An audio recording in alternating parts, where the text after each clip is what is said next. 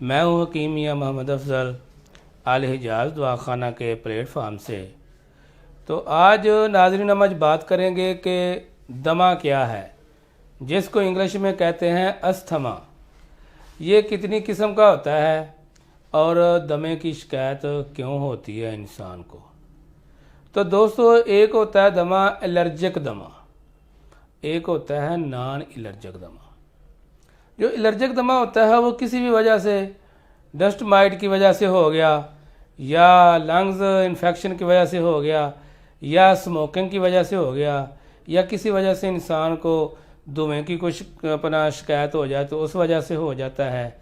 बाज़ लोगों को किसी ऐसी स्मेल, कोई गंदी किस्म की कोई स्मेल आ जाए, या बाज़ लोगों को कैसा होता है कि फूड के अंदर भी कई किस्म की स्मेल्स पाई जाती है, वहाँ से कोई स्मेल आ जाती है तो इंसान को दमे की शिकायत हो जाती है। इसको कहते हैं एलर्जिक दमा। और जो नॉन एलर्जिक होता है वो बेसिकली तिबी लिहाज से इंसान का लिवर फंक्शन जो है वो ठीक काम नहीं कर रहा होता।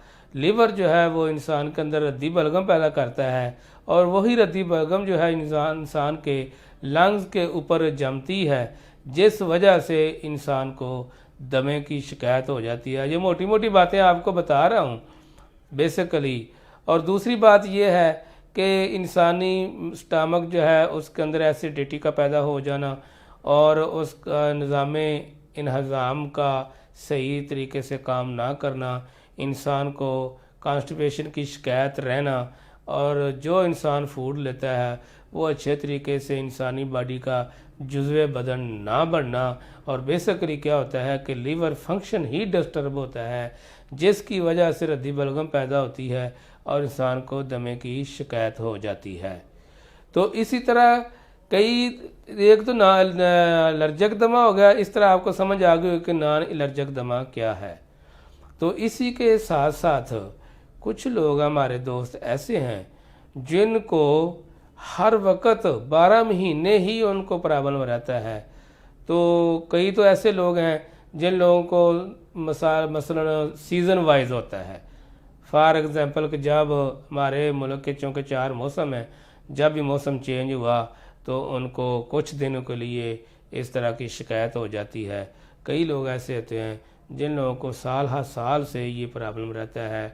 और कई लोग ऐसे हमारे सामने पेशेंट आए हैं जिन्होंने 9 महीने के भी बड़े कोर्स किए हैं, लेकिन इसके बावजूद उनका दमा नहीं गया। क्योंकि दमा का इलाज जो है ये नहीं है कि बलगम को खुश्क किया जाए।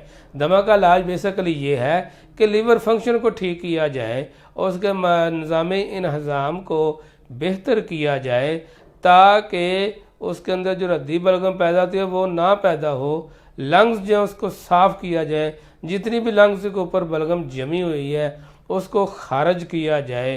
तो ये है दमे का इलाज। इस तरह अल हिजाज दवाखाना से अल्हम्दुलिल्लाह अल्लाह के फजल करम से आपको कामयाब और बेहतरीन जो है इसका इलाज मिलेगा।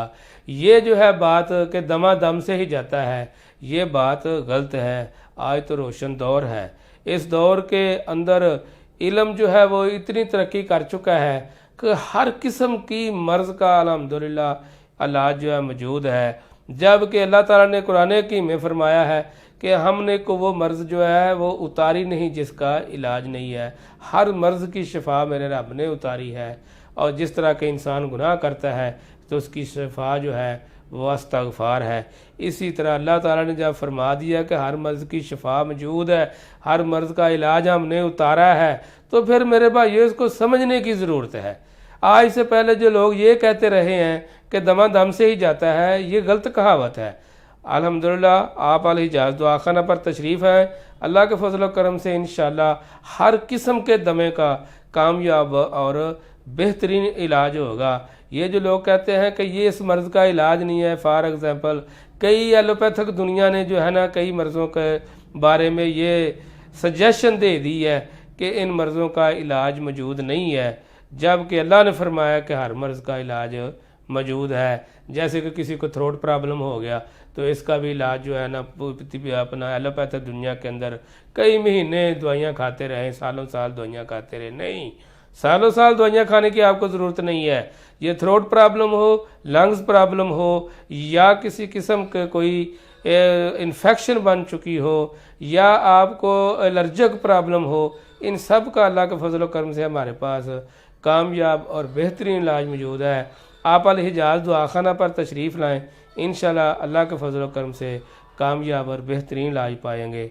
अब तक के लिए इजाज़त चाहता हूँ। अस्सलाम वालेकुम।